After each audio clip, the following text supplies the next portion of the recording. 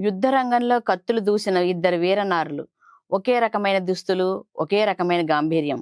అసలైన ఝాన్సీ రాణి ఎవరన్నది శత్రువులు కనుక్కోలేకపోయారు. శత్రువు కళ్లకు గంతలు గట్టి మృత్యువు ముఖంలోకి నవ్వుతూ వెళ్లిన నీడ ఆమె. చరిత్ర ఝాన్సీ లక్ష్మీబాయి ధైర్యాన్ని కొనియాడితే ఆ ధైర్యానికి కవచంలా నిలిచిన ఒక సామాన్య మహిళ కదే ఝల్కారీబాయి. 1830 నవంబర్ 22 ఝాన్సీ దగ్గరలోని భోజ్లా గ్రామం ఒక వీరనారికి జన్మనిచ్చింది. సాధారణ నేత కుటుంబంలో పుట్టిన ఝల్కారీకి చిన్నప్పుడే తల్లి దూరమైంది. కానీ ఆమె తండ్రి ఆమెను ఒక పూల మొక్కలా కాదు, ఒక ఖడ్గంలా పెంచాడు. గుర్రపు స్వారీ, విలువిద్య, కత్తిసాము ఇవే ఆమె ఆటపాటలు. ఒకసారి అడవిలో కేవలం కర్రతో చిరుతుపుల్ని ఎదుర్కొని చంపిన ఆమె సాహసం చుట్టుపక్కల గ్రామాల్లో మారుమోగిపోయింది.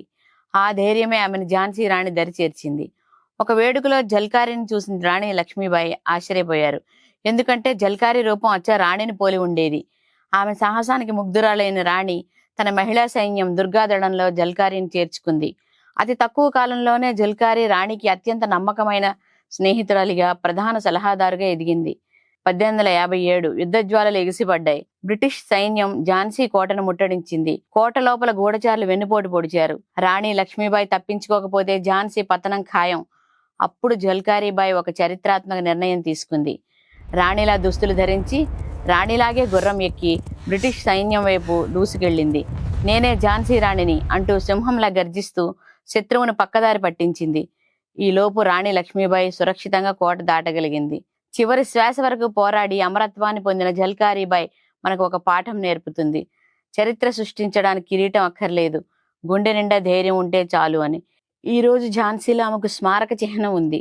లక్నోలోని ఝల్కారీబాయి ఉమెన్స్ యూనివర్సిటీ ఆమె పేరుతో మహిళా విద్యకు దీపంలా నిలుస్తోంది. ఝల్కారీబాయి కథ కేవలం యుద్ధగాథ కాదు, అది సామాన్య మహిళ కూడా అసాధారణ చరిత్ర సృష్టించగలదని చెప్పే సత్యం. ఇలాంటి మరిన్ని వీడియోల కోసం ధాత్రి టీవీని సబ్స్క్రైబ్ చేసుకోండి. ఫేస్బుక్, ఇన్స్టాగ్రామ్, ఎక్స్లో ధాత్రిని ఫాలో అవ్వండి. కామెంట్లలో మీ అభిప్రాయాలు పోస్ట్ చేయండి. ఇలాంటి వ్యాసాలను iDhatri.com వెబ్సైట్లో చదవండి.